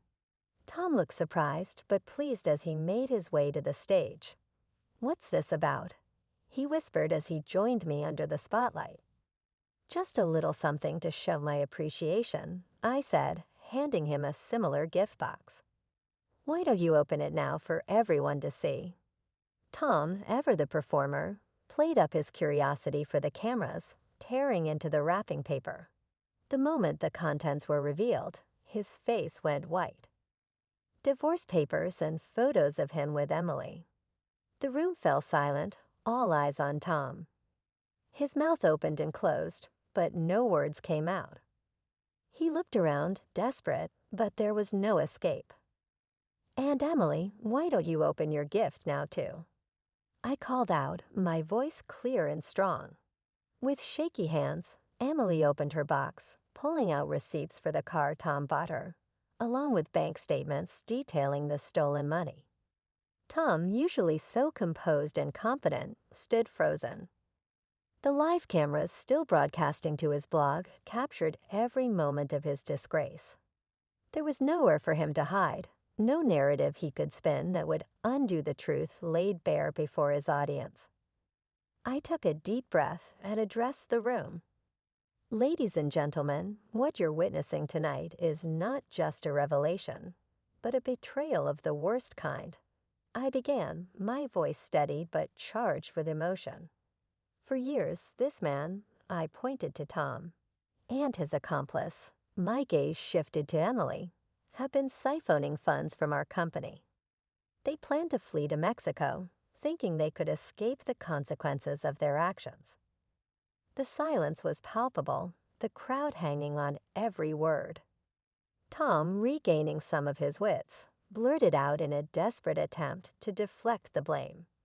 It was all her idea. She seduced me into doing this. The accusations seemed to snap Emily out of her shock. She stormed onto the stage, her face contorted with rage. "You liar. You came to me with a plan. You said we'd be free and rich." She lunged at him, her hands flying as she slapped and scratched. Her voice pierced the stunned silence. The scuffle on stage was chaotic, with Tom trying to deflect Emily's blows and defend himself both verbally and physically. The spectacle was not just being recorded, but streamed live, drawing a massive online audience. David came up beside me, placing a reassuring hand on my shoulder. He then stepped forward, his voice booming over the microphone, cutting through the cacophony. "Enough," he shouted. "The police are already on their way. Both of you will face charges for fraud and theft. The evidence is overwhelming, and justice will be served." The police arrived minutes later, their entrance adding to the drama. They separated Emily and Tom, handcuffing them amidst the flash of cameras and the murmur of the shocked employees. This whole ordeal, broadcasted live, was a spectacle no one could have anticipated, drawing viewers from all over. As the police led them away, the room burst into whispers and murmurs, the employees processing the night's shocking events. I stood there amidst the chaos, feeling a mix of relief and profound sadness. What had started as a festive celebration had turned into a public unveiling of betrayal. The live feed was still running, and I realized the camera was focused on me. Gathering my composure, I addressed the audience directly. "Thank you for your support. Tonight was about bringing the truth to light, no matter how painful.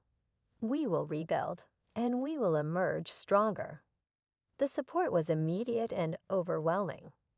Comments poured in, messages of solidarity and encouragement flooding the live feed. People praised my courage and even suggested I start my own blog to share my side of the story. David squeezed my shoulder. "You did what you had to do, Gina. It's over now." But as I looked around at the remnants of the evening, the decorations that now seemed garish, the empty stage that had just hosted a confrontation, I knew it wasn't over. This was just the end of a chapter. There was much to do, relationships to mend, and a company to heal. I filed for divorce immediately and sued Tom for the financial havoc he'd wreaked through his deceit and fraud.